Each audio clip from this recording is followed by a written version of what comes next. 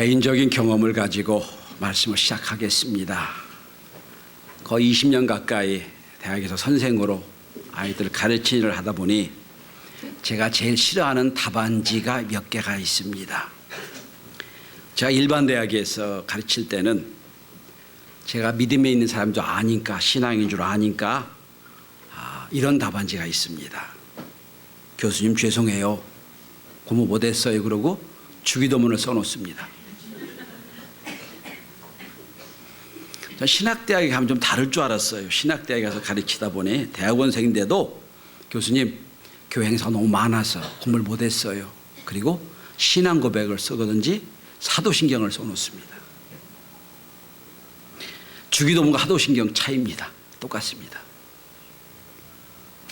그리고 더 기가 막힌 것은 그런 친구들은 맨 늦게 시험지를 내고 나가면서 고개를 꾹뻑 숙이며 죄송합니다 그러고 가요. 저는 이런 친구들은 무조건 F입니다. 점수 줄 수가 없어요. 신앙 고백 기가 막히고 아무리 잘해도 저한테는 그건 잘못된 겁니다. 글쎄, 목사지만 신앙이 없어서 그런지 몰라도 저는 무조건 기도만 하면 해결된다는 말은 동의하기 어렵습니다. 무조건 믿음만 있으면 된다는 말도 동의하기 어렵습니다. 전 거부반응이 좀 일어나요. 왜냐? 여러분, 우리가 도저히 할 수 없는 어떤 것, 우리 힘으로 불가능한 것, 오로지 주의 은혜만 기다려야 되는 것은 기도만 하면 됩니다. 그런데 우리가 해야 할 일이 있는데, 우리가 해야 할 일이 있어서 이 일을 감당해야 되는데 이 일은 안 하고 무조건 기도만 하면 된다? 믿음 있으면 된다? 전 그 말은 동의하기 어렵습니다. 그래서 제 입장에서는 기도만 하면 된다는 말은 반은 맞고 반은 틀리는 말이라고 생각을 합니다. 반은 맞아요. 뭐가 맞습니까? 내가 할 수 없는 일, 내 힘으로는 안 되는 일, 내가 밥을 100그릇 1000그릇 먹어도 안 되는 그 일, 하나님 해주셔야 됩니다. 손 들고 기도하는 건 맞아요. 그런데 내가 할 일이 분명히 있는데 내 일은 아무것도 안 하고 기도만 한다? 믿음이 있다? 이건 신앙의 직무유기입니다. 제가 보기에는. 오늘 본문은 이스라엘 백성들이 바벨론 포로로 끌려갔다가 70년 만에 해방되어서 일어난 일입니다. 자, 기적적으로 해방이 돼서 아무도 기대하지 않았던 해방입니다. 그래서 바벨론 70년 동안 포로 있다가 해방돼서 예루살렘으로 돌아왔습니다. 네, 예루살렘 땅은 이미 황폐해진 땅이 됐고 그 땅에 있으면서 이제 맨 먼저 한 일이 뭡니까? 외적의 침입을 막아야 되고 짐승의 공격을 막아야 되니까 무너진 성벽을 재건하는 일이었어요. 나름대로 재건을 했는데 이건 오죽잖아요. 이 소식을 당시 최고의 고위 관리였던 느헤미야가 듣습니다. 그리고 왕의 총애를 받는 느헤미야가 왕의 명령을 받아 제가를 받아 어떻게 보면 좌천인사격인 핵심의 수도에서 저 변방 예루살렘으로 자기가 총독으로 임의로 부임합니다. 왜? 그 성벽을 재건하려고. 그래서 느헤미야가 예루살렘에 와서 이제 일어난 일이 오늘 본문이에요. 자, 느헤미야가 지도자로 와서 이 사람들과 더불어서 이제 열심히 성벽을 재건합니다. 오늘 본문에 보면 한 50%쯤 성벽이 재건됐을 때 일입니다. 그런데 이미 그 주인 없는 땅에 70년 동안 살고 있던 원수들이 오늘 본문의 17절에 보면 산발락과 도비아와 이런 사람들이 보기에는 자기 땅 뺏기게 생겼거든요. 물론 이스라엘 백성이 땅이지만 없는 땅에 왔는데 몇십 년 동안 이제 대대손손 살고자 하는데 원주민이 왔으니 쫓겨나게 생긴 거거든요. 그래서 오늘 본문에 이 원주민들이 결사정을 하고 성벽을 못 짓게 하는 방법이 오늘 본문에 나와요. 전 이 말씀을 함께 나누며 여러분, 우리가 이 땅에 하나님의 나라를 건축해야 되는데, 건설해야 되는데, 이 땅에 하나님의 역사가 일어나야 되는데 오늘 본문에 산발락과 도비아 같은 우리의 하나님 나라를 건설하는데 방해하는 여러 원수들의 모습, 그 원수들을 어떻게 극복할 수 있겠느냐? 과연 기도만 하면 되겠느냐? 믿음이 있으면 되겠느냐? 이 말씀을 함께 나누며 은혜를 나누고자 합니다. 어떻게 보면 오늘 말씀은 여러분이 갖고 있던 뭐 믿으면 기도하면 됩니다. 믿으면 됩니다. 라는 말과 좀 대치될 수 있을 것 같아요. 자, 오늘 산발락과 도비아와 이스라엘 백성들이 없는 사이에 원주민처럼 차지하고 있던 그들이 이스라엘 백성이 돌아와서 나라를 회복한다는 말을 듣고 그리고 성벽을 재건하는 것을 보고 그들이 방해하는 요소는 세 가지입니다. 지금도 이 땅에 하나님 나라를 만드는 우리들에게 여러 가지 사탄과 마귀의 세력이 방해하는 요소가 세 가지예요. 자, 첫 번째입니다. 오늘 이들은 하나님 나라의 이스라엘 백성이 성벽을 재건하는데 오늘 8절에 보면 7절에 보면 마지막에 심히 분노했다고 돼 있어요. 여러분, 아니 원래 이스라엘 백성의 땅이야.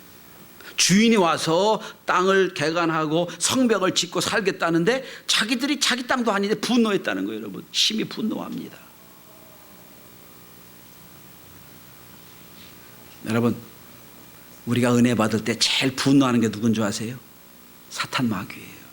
은혜 받으면 안 되는데, 복 받으면 안 되는데 막 난리가 난 거예요. 시편 2편 1절에 이렇게 말씀합니다. 어찌하여 이방 나라들이 분노하며 민족들이 헛된 일을 꾸미는가? 이방 나라들이 분노하며 헛된 일을 꾸미는가? 말씀합니다. 그리고 이렇게 끝납니다. 하늘에 계신 이가 웃으시며 주께서 저들을 비웃으시로다 라고 나와요.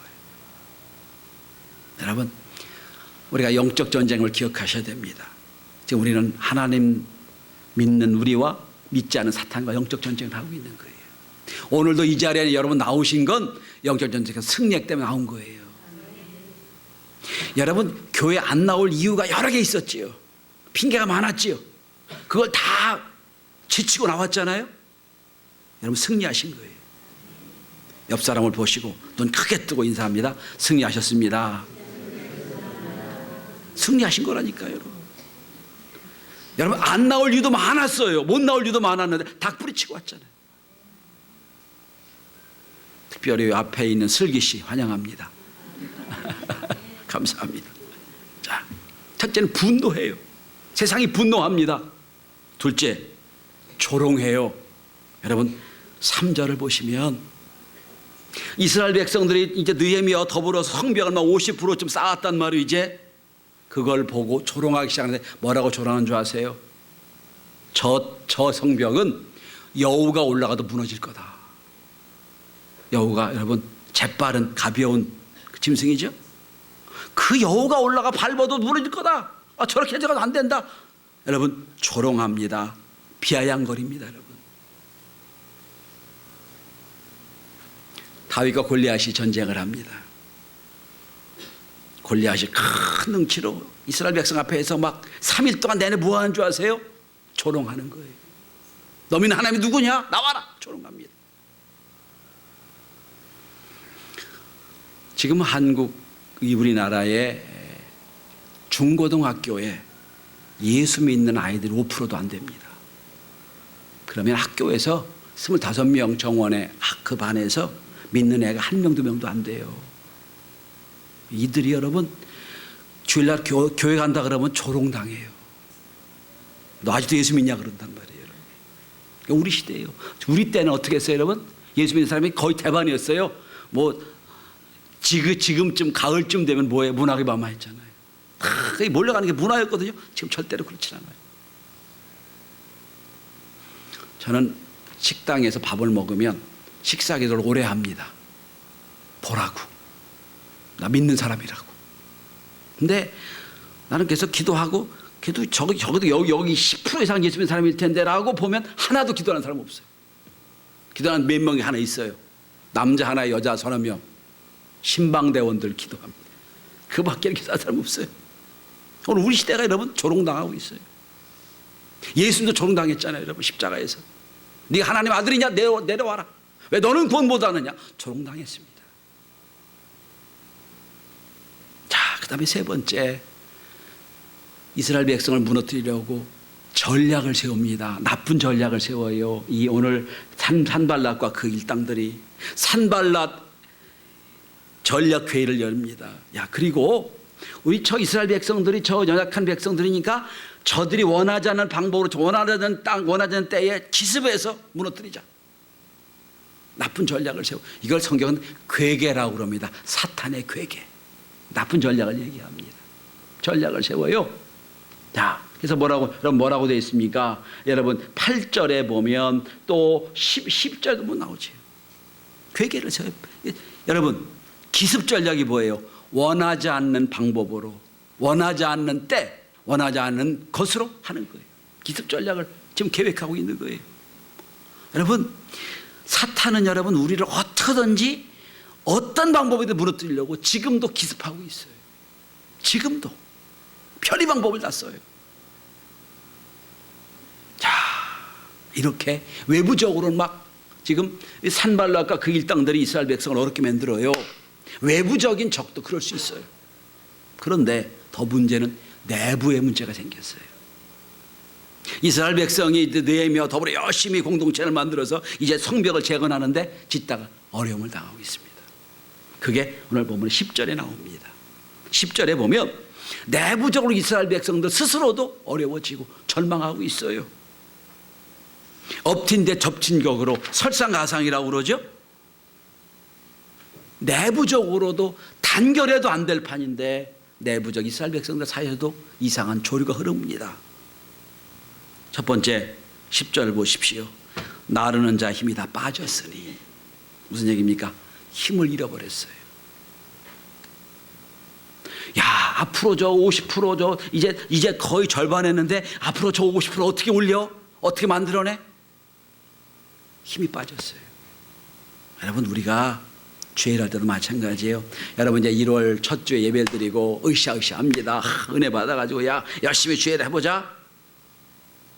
한 6개월까지는 잘 가요. 7, 8개월 수련회 휴가 갔다 오고 9월, 10월부터는 흐지부지 돼버려요. 낙심되는 겁니다. 결단이 오래 가지 못해요. 자, 그러다 보니까 지치는 거예요. 두 번째로 다시 한번 10절을 보시기 바랍니다. 흙무더기 아직도 많거늘 라고 얘기하죠. 비전을 잃어버립니다. 여러분 비전이 있을 때는 문제가 작게 보여요. 그런데 비전을 잃어버리면 문제만 크게 보입니다. 지금 뭐예요?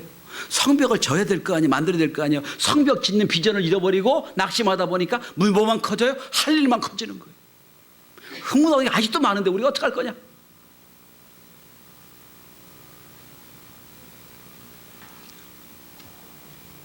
자꾸 문제를 얘기하고 어려움을 얘기하고 장애를 얘기하는 분은 사실은 그 속마음의 비전을 잃어버린 거예요.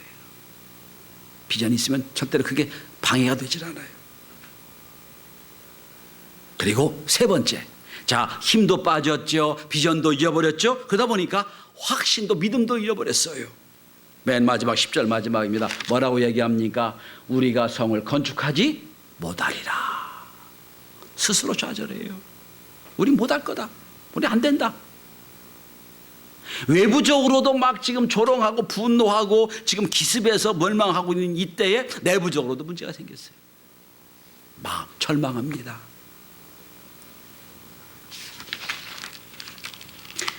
폴 스톨츠라고 하는 영국 출신의 경영 커뮤니케이션 이론가가 만든 지수가 하나 있어요.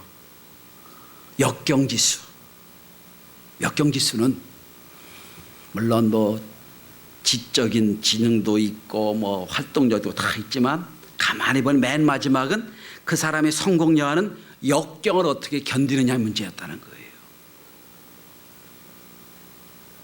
역경을 만나는 사람들의 태도가 세 가지가 나옵니다. 첫째, 힘든 문제 어려움이 오면 도망가는 사람이 있다.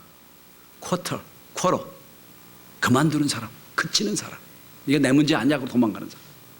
두 번째, 적당히 안주하는. 참 재밌겠는데 캠퍼라고 합니다. 캠퍼. 캠핑을 다니는. 적당히 여기서 그냥 즐기고 말지 하는. 이 사람이 60, 70%라고 봅니다. 보통. 세 번째는 클라이머. 역경이 왔을 때 오히려 그걸 기뻐하고 더 넘어서는, 산을 오르는 그 등산가, 영어로 클라이머라는 단어를 씁니다. 자, 보십시오. 힘이 빠졌어요.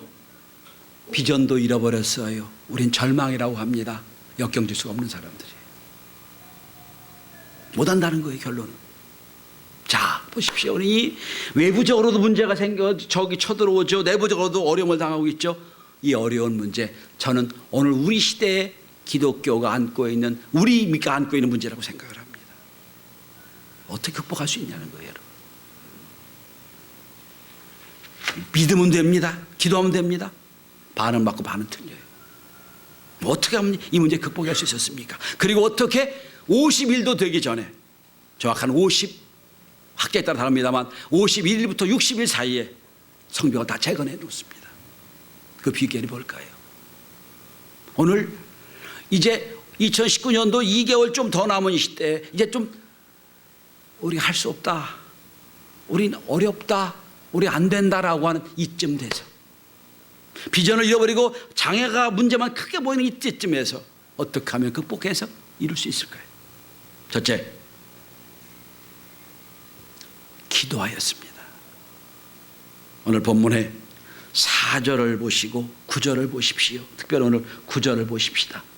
우리가 우리 하나님께 기도하며 라고 되어 있습니다. 기도하며. 그리고 4절부터 6절까지는 느헤미야와 그 공동체가 기도하는 기도의 장면이 나와요. 하나님 도와주십시오. 우리를 저 방해하는 저들을 멸망시켜 주십시오 라고 하는 기도가 있습니다.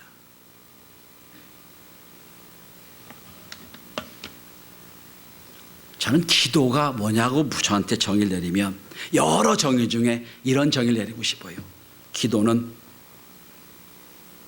게임을 바꾸는 행위입니다 라고 정의를 내리고 싶어요.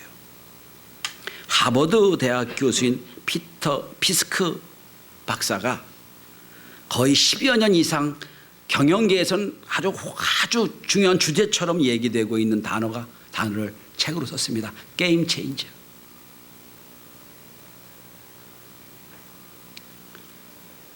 이 책은 얘기합니다. 세상을 지배하는 사람은 둘 중에 하나다. 하나는 이미 정해져 있는 게임 틀 안에서 사는 사람이 있고, 또 한 사람은 그 게임을 벗어난 사람이 있다. 게임을 바꾸는 사람이 있다라고 얘기합니다. 한 사람이 뭡니까? 한 부류의 사람들은 기존의 게임에 만족하는 사람이, 어떻게 하면 더 잘할까? 어떻게 하면 더 돈 벌까? 어떻게 하면 더 열심히 할까? 이거로 만족하는 사람이 있다. 그 게임에 그냥 있는 사람, 현상 유지하는 사람. 그런데 이 사람들은 결코 세상 움직일 수가 없다고 얘기합니다. 게임 체인저가 있다는 거예요. 기존 게임과 다르게 바꾸는 사람이 있다는 거예요. 그러니까 새로운 규칙, 새로운 방법으로 바꾸는 거. 예를 들어 드리겠습니다. 잘 아시는 거지만, 여러분, 타자기를 아무리 잘 치는 사람 앞에서 컴퓨터가 등장하면 게임이 안 됩니다. 주산을 아무리 잘해, 내가 주산 1급, 2급, 3급을 따도 컴퓨터 앞에서는 아무것도 소용없어요. 게임이 바뀐 거예요, 지금. 내가 마차를 아무리 잘 타도, 내가 훌륭하게 말을 잘 몰아, 그리고 짐을 잘 나누는 사람도 자동차 앞에서 끝나는 거예요. 게임이 바뀌었다는 거예요. 게임 체인저가 된다고 얘기를 합니다. 근데 전 기도가 뭐냐고 물으시면 이렇게 대답하고 싶어요. 기도는 우리의 인생의 게임 체인저다 라고 정의하고 싶어요. 내 문제였어요. 이건 내 게임, 내 상황에서만 왁자왁자했던 문제였어요. 이거를 하나님께 맡기는 거예요. 완전히 틀이 바뀌어지는 거예요. 이건 내 문제가 아닙니다. 이제 내가 열심히 노력하고 애를 써도 안 되는 문제입니다. 하나님 해결해 주십시오라고 하는 게 기도예요. 정해진 틀에서만 이 장애도 있고 이 문제도 있고 안 되는데 되는데라고 하지 말고 이 전체를 하나님 앞에 올려드려 우리 인생의 게임을 변화시키는 게 기도라고 생각해요. 오늘 느헤미야와 그 백성들은 기도를 시작하는 거예요. 자, 기도했더니 어떤 문제가 생긴 줄 아세요? 9절에 기도했더니 15절을 보시기 바랍니다. 15절에 보면 그들이 기습하려고 했던 그 전략이 밝혀져요. 다 알게 됐어요. 그러니까 기습 전략이 무효가 돼버려요. 하나님이 지혜를 주셨거든요. 알게 됐거든요. 기습이 뭐예요, 여러분? 원하지 않는 시간, 원하지 않는 방법으로 원하지 않게 공격하는 거잖아요. 근데 다 알았어요. 그러니까 기습 무효가 돼버린 거예요. 근데 여러분, 기도할 때 하나님 주신 지혜가 있어요. 기도할 때 주신 평화가 있어요. 기도할 때 하나님이 나에게 주신 은혜가 있어요. 깨달음이 있다는 거예요. 기도를 깊이 해보세요. 저는 설교의 착상을 성경을 볼 때나 기도할 때 많이 착상을 얻습니다. 탁탁탁 깨달아요. 자, 기도했습니다. 그런데 문제는 여기 있어요. 저는 기도만 하면 됩니다라는 말이 반을 맞고 반을 틀리다고 말씀드렸습니다. 두 번째, 이게 중요합니다. 기도를 했어요. 두 번째 하는 일은 여러분, 오늘 본문의 5절을 보시기 바랍니다. 6절입니다. 6절 한번 같이 읽어볼까요? 어떻게 50%가 이루어졌는지 같이 읽어보세요. 시작. 이제 우리가 성을 건축하여 전부가 연결되고 높이가 절반에 이르렀으니 이는 백성이 마음 들여 일을 하였음이니라. 기도만 해서 끝나는 게 아니에요. 뭐 했다고요? 마음을 들여 일했다고요. 방점을 마음이란 말에 듣고 싶어요. 마음을 들여 일했다. 시켜서 일한 거 아니에요. 하나님께 일하는 게 아니에요. 마음을 들여 일했다는 거예요. 성도 여러분, 아무것도 안 해도, 어떤 노력도 안 해도 점점점 많아지는 게 딱 한 가지가 있어요. 나이 먹는 거. 아무것도 안 해도 나이 먹죠. 가만히 있어도 먹어요. 그거 이외에 우리가 무언가 이루고 무언가를 만들려면 반드시 마음들이 일해야 됩니다. 이거 없이는 안 돼요. 전 이게 느헤미야 공동체 위대하다고 생각을 해요. 힘써 기도했습니다. 내 문제가 아니라 하나님 것을 옮겨드렸어요. 그로 끝나지 않았어요. 하나님 알아서 하세요. 뒤집어진 거 아니에요. 그 다음에 이들은 자기 할 일을 했습니다. 이게 뭐예요? 마음 들여 일한 거예요. 마음 들여. 우리 신앙이 자꾸 이범적으로 착각을 해요. 기도하면 됩니다. 맞아요. 기도하면 돼요. 그런데 기도하면서 우리 할 건 해야 돼요. 그럴 때 주의 역사가 일어나는 거예요, 여러분. 한 영혼을 놓고 기도합니다. 기도해야 돼요.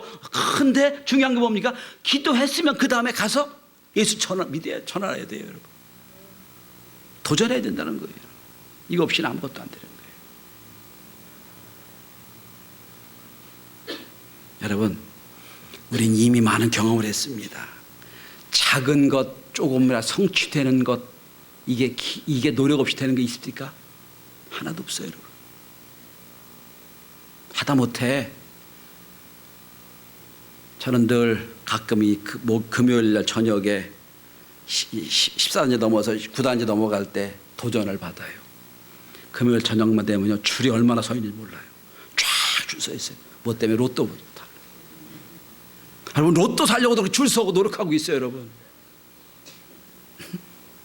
전 보면서 아이고 저 사람들 다 우리 교회 저렇게 줄 섰으면 좋겠다. 전 그런 상상을 해요. 아이고 우리 교회 1부 끝나고 2부 끝나고 3부 끝나고 그냥 줄 서서 예배드리면 얼마나 좋을까. 아멘도 안 하죠. 어? 저 줄 탁 끌어서 좋겠다 생각을 합니다.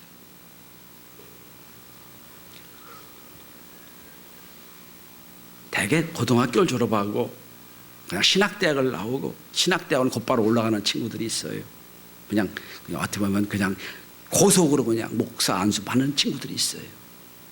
제 제자들 그런 친구들 만나면 제가 꼭 얘기를 합니다.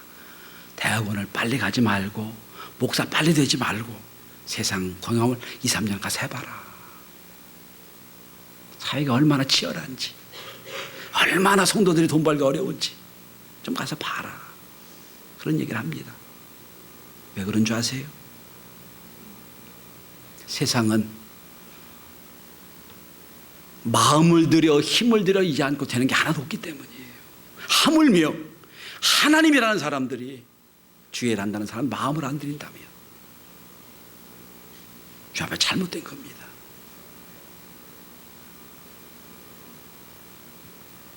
세 번째입니다. 기도했습니다. 마음대로 일했습니다. 그리고 오늘 마지막 14절입니다. 느헤미야는 다시 한번 믿음을 회복시켜 줍니다. 14절입니다. 너희는 그들을 두려워하지 말고 두려우신 주를 기억하라. 두려움과 두려우신 주님 두 개를 딱 놓고 있어요. 적은 우리를 자꾸 두렵게 만듭니다. 그래서 우리 하여금 모두 못하게 만들고요, 우리 모든 역량을 발휘하지 못하게 만들어요. 두려움. 전쟁 때는 총 맞아 죽은 사람보다 두려움은 죽은 사람도 많다잖아요. 두렵게 만들어요. 우리 아무것도 못하게 만들어요. 그런데 진짜 두려워할 분은 누구예요? 두려우신 주님, 생명을 주장하시는 주님, 역사의 주관자인 주님, 그분을 두려워하라는 거예요. 뭡니까? 믿음을 회복시켜주는 거예요. 믿음을 회복시켜주는 것.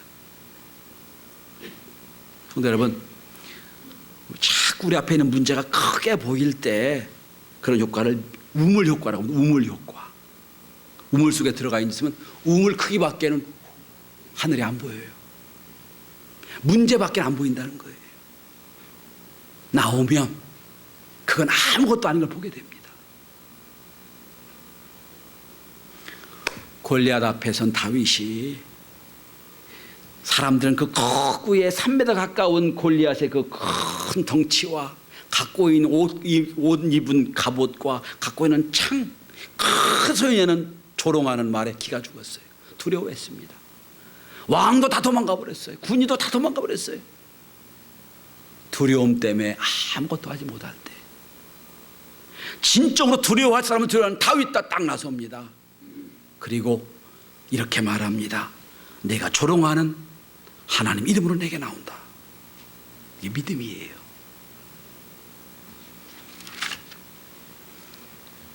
문제만 보면 두려움이 있어요.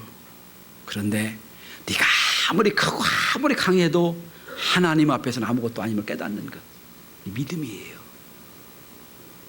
다시 한번 읽습니다.